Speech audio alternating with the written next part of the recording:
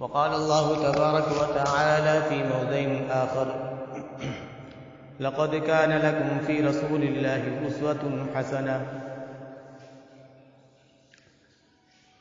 تمام قسم کی تعریفات، توصیفات، کبریائی و بڑائی اس اللہ رب العالمین کے لیے لائق و سزاوار ہے، جس نے ہم تمام بنی نوع انسانیت کی تخلیق بخشی، اس دنیا کے اندر پیدا فرمایا، اور پیدا فرمانے کے بعد اللہ رب العالمین نے ہم کو اور آپ کو یوں ہی رائے گاہ اور بے مطلب کا نہیں چھوڑا، بلکہ ہماری ہدایت کے لیے، ہماری رہنمائی کے لیے انبیاء کرام کو اس دنیا کے اندر مبعوث فرمایا۔ درود و سلام ہو تمام انبیاء کرام پر، خصوصاً ہمارے نبی احمد مجتبی محمد مصطفیٰ سرکار دو عالم صلی اللہ علیہ وسلم پر۔ محترم دوستو، ہمارے آپ کے درمیان میں، ہمارے آپ کے بیچ میں عربی کا مہینہ، شعبان کا مہینہ چل رہا ہے، جس کی آج 10 تاریخ ہے، اور اس شعبان کے مہینے میں خاص کر کے بہت سارے رسومات، بہت ساری بدعات، بہت ساری خرافات مسلمانوں کے درمیان میں رائج ہیں، مسلمانوں کے ہاں پائی جاتی ہیں، اور مسلمان ان خرافات میں، ان بدعات میں، ان رسومات میں بری طرح سے پھنسا ہوا ہے۔ حالانکہ شعبان کی جو فضیلت ہے، اس مہینے کی جو فضیلت ہے، جو عربی مہینے کا 8واں مہینہ ہے، اس مہینے میں خاص کر کے روزوں کی فضیلت ہے۔ اللہ کے رسول صلی اللہ علیہ وسلم شعبان کے مہینے سے زیادہ اور کسی مہینے میں روزہ نہیں رکھا کرتے تھے، بلکہ دوسری روایت میں بات ہے کہ شعبان اور یعنی 2 مہینوں کے مقابلے میں کسی اور مہینے میں اتنا روزہ نہیں رکھا کرتے تھے، وہ رمضان اور شعبان کا مہینہ مراد ہے۔ لیکن شعبان کے مہینے میں خاص کر کے 15 شعبان کو متعین کر لینا، اس کو مخصوص کر لینا، خاص کر کے اس دن روزہ رکھنا، اور خاص کر کے اس دن عبادات کرنا، یہ اللہ کے رسول صلی اللہ علیہ وسلم کی کسی صحیح حدیث سے ثابت نہیں ہے۔ ہاں، اگر کوئی آدمی ایسا ہے جو روزے کے تعلق سے عمل کرتا ہے، یعنی اس کے معمول میں یہ ہے کہ وہ جمعرات کا اور سوموار کا، پیر کے دن کا روزہ رکھتا ہے، اور اس معمول کے مطابق اگر یہ تاریخ آ جاتی ہے تو وہ روزہ رکھے، کوئی حرج نہیں ہے، کیونکہ اس کے معمول میں ہے، اس کی عادت میں ہے، وہ اس سنت پر عمل کرتا ہے جو اللہ کے رسول صلی اللہ علیہ وسلم کی سنت ہے، جمعرات اور پیر کے دن روزہ رکھنے کی، کوئی حرج نہیں ہے۔ لیکن اگر کوئی مخصوص کرتا ہے، خاص کر کے 15 شعبان کو روزہ رکھتا ہے، اس طرح کی کوئی حدیث، صحیح حدیث سے ثابت نہیں ہے اس طرح کی چیز۔ اور یہ شعبان کا مہینہ تو خاص کر کے رمضان کے مہینے کی تیاری کے لیے آپ کو ہم کو ملتا ہے۔ اگر کوئی روزہ رکھنا چاہے تو وہ شروعات میں، ابتدا میں شعبان کے روزہ رکھ سکتا ہے، تاکہ آگے جو رمضان کا مہینہ، جو روزے، جس کے روزے فرض ہیں، اس کی پریکٹس ہو جائے، عادت بن جائے، معمول میں بات آ جائے۔ اس کے لیے آپ شروعات میں روزہ رکھ لیں۔ اگر آپ کو کسی طرح کی کوئی کمزوری لاحق نہ ہو، کمزوری محسوس نہ ہو، اور آگے آپ کو کسی طرح کوئی خدشہ نہ ہو، کوئی خوف نہ ہو کہ آپ کا رمضان کا مہینہ جو آ رہا ہے فرض روزہ، یہ مجھ سے فوت نہ ہو جائے، شعبان کے روزہ رکھنے کی وجہ سے کوئی دقت ہم کو نہ آ جائے، تو آپ رکھیں، لیکن 15 شعبان کو خاص کر کے روزہ رکھیں، اس طرح کی کوئی صحیح حدیث سے ثابت نہیں ہے، بلکہ علماء احناف جو ہیں ان کے نزدیک بھی اس طرح کی کوئی بات صحیح حدیث سے نہیں ملتی ہے۔ اس وقت کے احناف کے علماء میں سب سے بڑے عالم کا اگر شمار کیا جائے، جس کو اس دور کا سب سے بڑا عالم سمجھتے ہیں، احناف کے نزدیک سب سے بڑے عالم ہیں مولانا تقی عثمانی، جسٹس رہ چکے ہیں۔ تقی عثمانی صاحب اپنی کتاب میں لکھتے ہیں کہ اللہ کے رسول صلی اللہ علیہ وسلم کی سنت سے اس طرح کی چیزیں قطعی طور پر ثابت ہی نہیں ہیں۔ اچھا، بات غور کرنے کی یہ ہے کہ یہ باتیں پلٹ کر کے ہر سال ہمارے آپ کے بیچ میں آتی ہیں، بدعات، رسومات، خرافات، غلط باتوں کی نشاندہی بھی کی جاتی ہے اور صحیح باتیں ہمارے سامنے بیان بھی کی جاتی ہیں، ہم کو اس کے تعلق سے ہمیں بتایا جاتا ہے، سمجھایا جاتا ہے، لیکن اس کے بعد بھی ہماری زندگی جوں کہ توں گزرتی رہتی ہے، ہماری زندگی میں کوئی تبدیلی نہیں آتی۔ یا تو یہ کہ ہم کبھی اپنے آپ کو بدلنے کی کوشش نہیں کرتے، یا تو ہم نے کبھی ان باتوں پر غور نہیں کیا، اگنور کر دیا، نظر انداز کر دیا، یعنی میرا اس سے کوئی لینا دینا ہی نہیں، کوئی تعلق ہی نہیں، یعنی میں نے کبھی غور فکر کیا ہی نہیں۔ ایک طرف بہت سارے علماء حق جو ہیں، مستند علماء جو ہیں، جو قرآن اور حدیث ہمارے سامنے بیان کرتے ہیں، جو سچائی ہمارے سامنے پیش کرتے ہیں، جو آئینہ دکھاتے ہیں تو صاف ستھرا دکھاتے ہیں، کہیں سے کوئی گڑبڑی نہیں ہوتی ہے، صحیح باتیں ہمارے سامنے بیان کرتے ہیں۔ اس کے مد مقابل ایک ایسے بھی لوگ ہیں جو اس کی فضیلت بیان کرتے ہیں، فضائل بیان کرتے ہیں۔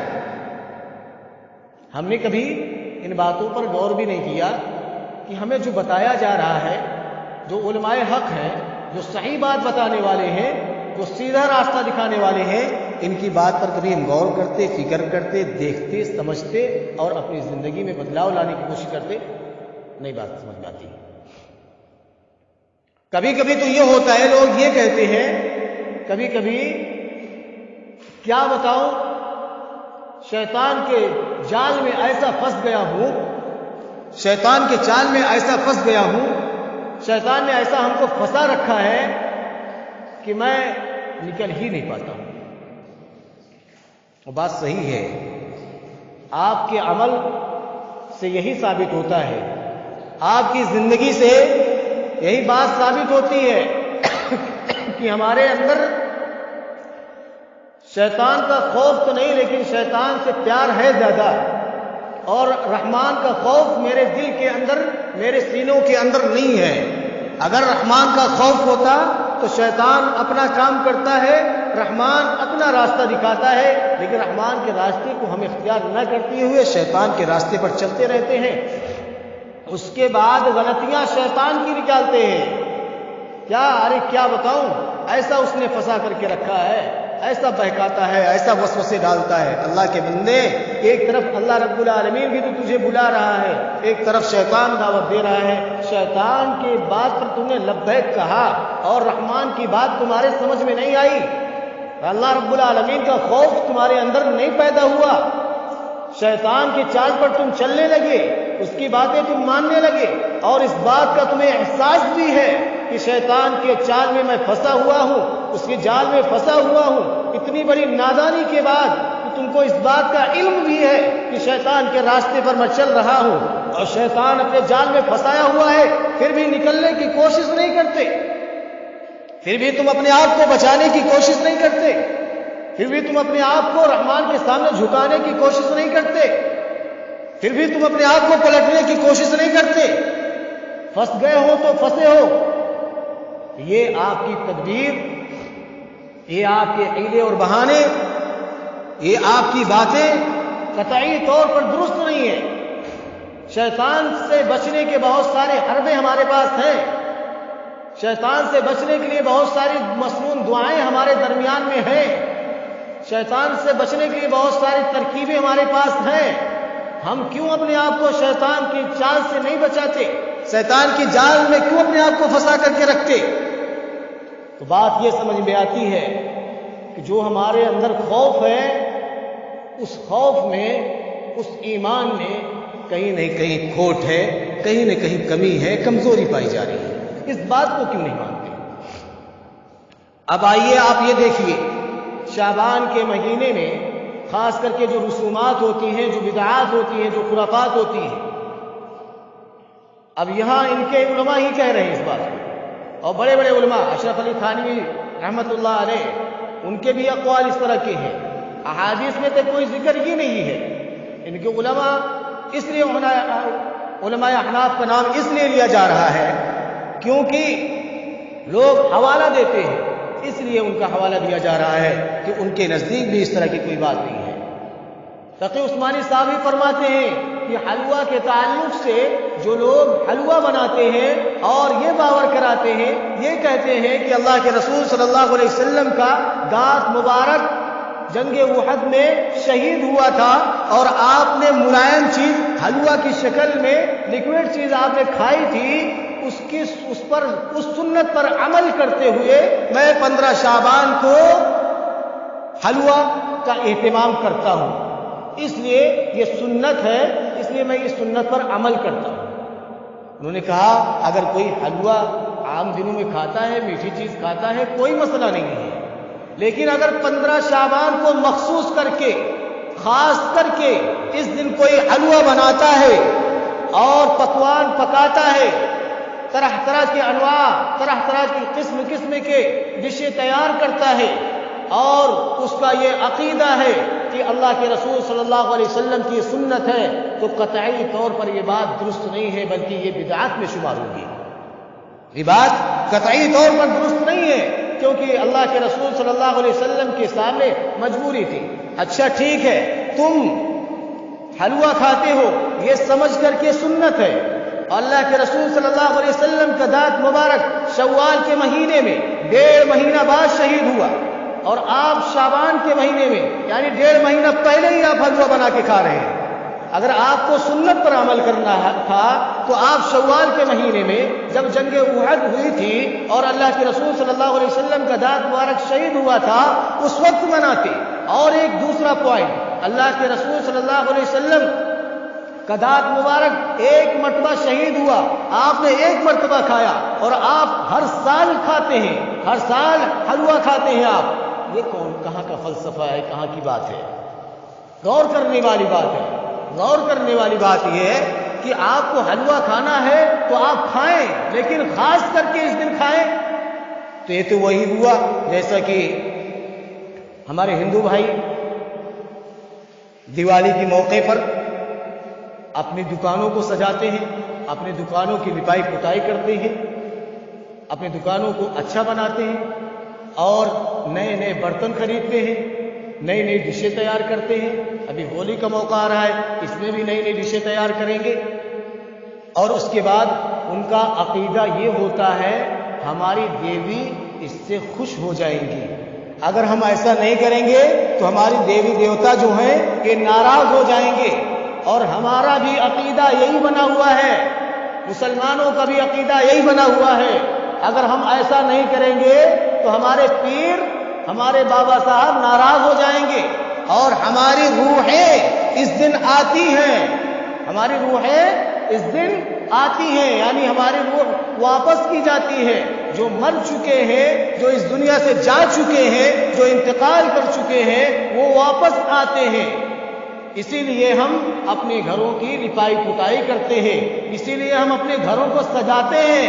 اسی لیے اپنے گھروں کو ہم سنوارتے ہیں، اس لیے اپنے گھروں کو میں ہم چراغا کرتے ہیں، کمکمے لگاتے ہیں، لائٹیں جلاتے ہیں، اسی لیے ہم کرتے ہیں کیونکہ روحیں آئیں گی، اور یہ آئیں گی۔ اگر یہ سب معاملات ہم نہیں کریں گے تو روحیں واپس چلی جائیں گی، ناراض ہو جائیں گی، اور یہ روحیں واپس چلی جائیں گی، ہم سے ناراض ہو جائیں گی، تو ہمارے لیے شبھ نہیں ہوگا، اشبھ ہوگا، ہمارے لیے اچھا نہیں ہوگا، ہمارے لیے بہتر نہیں ہوگا، ہمارے لیے برا ہوگا، ہمارے کام اچھے نہیں ہوں گے، ہمارے کام برے ہوں گے، اور یہ روحیں ناراض ہو جائیں گی، ہمارے سارے کام خراب ہو جائیں گے، ہمارا بیڑا غرق ہو جائے گا، ہمیں بہت نقصان پہنچے گا۔ یہ عقیدہ جس طرح سے ہندو بھائیوں کا عقیدہ دیوالی اور ہولی کے موقع پر ہے کہ ہمارے دیوی دیوتا ناراض ہو جائیں گے، اسی طرح سے آج کا مسلمان کا بھی عقیدہ بنا ہوا ہے۔ حالانکہ مسلمان کا عقیدہ یہ ہونا چاہیے کہ مرنے کے بعد کوئی واپس نہیں آتا، زندگی ایک بار ملتی ہے، موت ایک بار ملتی ہے، اس کے بعد اللہ رب العالمین اس کو دوبارہ برزخ کی زندگی میں اس کو زندہ کرے گا۔ ہمارا یہ عقیدہ ہونا چاہیے، ہمارا عقیدہ یہ کہ روحیں واپس آتی ہیں، ہمارے گھروں میں آتی ہے، اور اگر ان کو ہم نے خوش نہیں کیا تو یہ ناراض ہو جائیں گی، ہمارے لیے نقصان کا سبب بنے گا۔ یہ عقیدہ ہم مسلمانوں کا نہیں ہونا چاہیے۔ حتی اذا جاء احدهم الموت قال رب ارجعون لعلی اعمل صالحا فیما ترکت کلا۔ یہ کفار بھی کہا کرتے تھے ہم کو وہیں پر بھیج دیا جائے، یعنی اسی دنیا میں ہم کو بھیج دیا جائے، یہ بھی کہیں گے ہم کو دنیا میں بھیج دیا جائے جہاں پر ہم پہلے تھے، ہم جا کر کے اچھے عمل کریں گے، نیکیاں کریں گے، اور ہم اپنے آپ کو صاف ستھرا پاک صاف بنا کر کے ہم دوبارہ پھر سے آئیں گے۔ اللہ رب العالمین نے کہا ایک بار موقع ملتا ہے، دوبارہ کسی کو بھی زندگی اس طرح سے نہیں دی جاتی جس طرح زندگی آپ کو دنیا کے اندر دی گئی ہے، پھر اس کے بعد آپ کو آپ کی زندگی آخرت کی زندگی ہوگی، برزخ کی زندگی ہوگی۔ یہ عقیدہ ہم مسلمانوں کا غیروں سے جا کر کے ملتا ہے، اور یہ عقیدہ قطعی طور پر ہمارے ایمان پہ ڈاکہ ڈالتا ہے، یہ عقیدہ ہمارے عقیدے پر ڈاکہ ڈالتا ہے، یہ عقیدہ ہمارے اعمال پر ڈاکہ ڈالتا ہے، یہ عقیدہ ہم کو کمزور کر دیتا ہے، یہ عقیدہ ہم کو دین اسلام سے دور کر دیتا ہے، یہ عقیدہ ہمارے سینوں کے اندر، ہمارے دلوں کے اندر اگر یہ عقیدہ ہے تو یہ عقیدہ ہم کو دین اسلام کے تعلق سے ہمارے اندر نفرت پیدا کر دیتا ہے، دوریاں پیدا کر دیتا ہے۔ اس لیے میرے بھائیوں اس طرح کے عقائد سے اپنے آپ کو بچانا چاہیے۔ اسی سلسلے میں ایک واقعہ بیان کرتے ہیں، روحیں جو واپس آتی ہیں، یہ حوالہ ہے خانہ ساز شریعت کا، صفحہ نمبر 250 پر ایک کتاب ہے، اس کتاب میں لکھا ہوا ہے کہ کسی ایک گاؤں میں عقیدے کے تعلق سے آپ کو بتا رہا ہوں، جو روحیں آتی ہیں، اور یہ روحیں آتی ہیں اگر ان کے حساب سے معاملات نہیں رہیں گے تو یہ ناراض ہو جائیں گی، واپس چلی جائیں گی۔ ان کو خوش کرنے کے لیے کیا کیا چیزیں، کیا کیا ترکیبیں کی جاتی ہیں، کیا کیا حرکتیں کی جاتی ہیں۔ ایک کسی گاؤں میں زمیندار آدمی تھا، چودھری تھا، فوت ہو گیا۔ جب شب برات آئی تو دھوم دھام سے چودھری کی اولاد نے پروگرام کیا اور نئے جوڑے لائے، طرح طرح کے پکوان پکائے، قسم قسم کے پکوان پکائے، میٹھے وغیرہ بنائے گئے، اور ایک بابا صاحب کو، ایک پیر صاحب کو بلایا گیا۔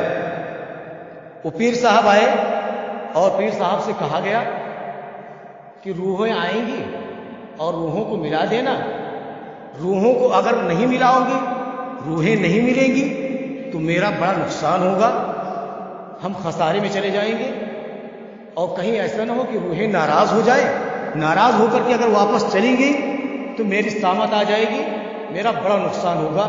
اس لیے بابا نقصان نہیں ہونا چاہیے، روحیں ناراض ہو کر کے واپس نہیں جانی چاہیے۔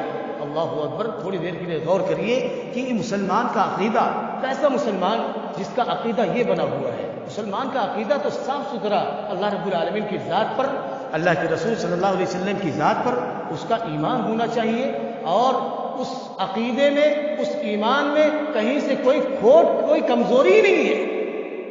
اس کے بعد آپ کو اس طرح کے عقائد کی کوئی ضرورت ہی نہیں ہے، اور اگر ہمارا عقیدہ اس طرح کا ہے تو تو پھر غیروں سے جا کر کے ہمارا عقیدہ ملتا ہے، جو کہ پھر ہم کو ہمارے اندر کمزوری پیدا کرتا ہے۔ خیر، بابا صاحب پیر صاحب بیٹھے اور اللہ رب العالمین کے سامنے انہوں نے دونوں ہاتھوں کو پھیلایا۔ ہاتھوں کو پھیلانے کے بعد وہ اپنا روحوں کو بلانے کے لیے، ختم کرنے کے لیے ختم شریف کر رہے تھے، تو ہاتھوں کو اٹھا کر کے اپنا دعا وغیرہ کرنے لگے، بلانے لگے، اور دعا کرنے کے بعد انہوں نے اپنے ہاتھ کو چھوڑ دیا، منہ پہ نہیں پھیرا، چھوڑ دیا۔ اب ان کی اولاد وغیرہ بڑی پریشان ہوئی، چودھری صاحب کی، زمیندار صاحب کی، کیا ہوا بابا صاحب، کیا ہوا، روحیں نہیں؟ بولے نہیں، روحیں آنے کو تیار نہیں ہیں۔ ہاں کیوں؟ ہاں کہ پتہ نہیں کیوں ناراض ہیں اور روحیں آنے کے لیے تیار نہیں ہیں۔ اچھا ٹھیک ہے بابا صاحب، کچھ بھی کریے، کیسے بھی کریے، ان کو ناراض نہیں کرنا ہے، ان کو ناراض نہیں ہونے دینا ہے، ان کو کسی بھی طریقے سے منانا ہے، ان کو بلا کے ہی رہنا ہے۔ بابا صاحب پھر ہاتھ اٹھائے، پھر روحوں کو بلانے لگے، پھر اپنا دعا وغیرہ اہتمام کرنے لگے۔ پھر انہوں نے ہاتھ کو نہیں پھیرا چہرے پہ، پھر گرا دیا۔ پھر ان کے بچے اور پریشان ہوئے کہ اب کیا ہوگا، دیکھیے کیسے بھی کریے، اگر آج یہ ناراض ہو گئے تو میرا بڑا نقصان ہوگا، آپ ان کو کیسے بھی کر کے کریے، جو بھی جتن آپ سے بن سکے، جو بھی حرکت آپ کر پائیں، جو بھی طریقہ اپنا پائیں، لیکن آج روحیں ناراض ہو کر کے نہ جائیں، ان کو خوش کرنا ہے، ان کو بلا کے ہی رہنا ہے، اور آپ کے لیے ساری چیزیں میں نے مہیا کر دیا ہے، جو کچھ آپ نے کہا تھا۔ ایک کچھ چیز کی کمی تھی، بابا کو وہی چاہیے تھا، وہی وہ لانا چاہ رہے تھے۔ اب ایسے ڈائریکٹ کیسے کہیں بھیا مجھے دودھ والی بھینس چاہیے، جوان بھینس دودھ والی چاہیے، اب وہ کیسے کہیں؟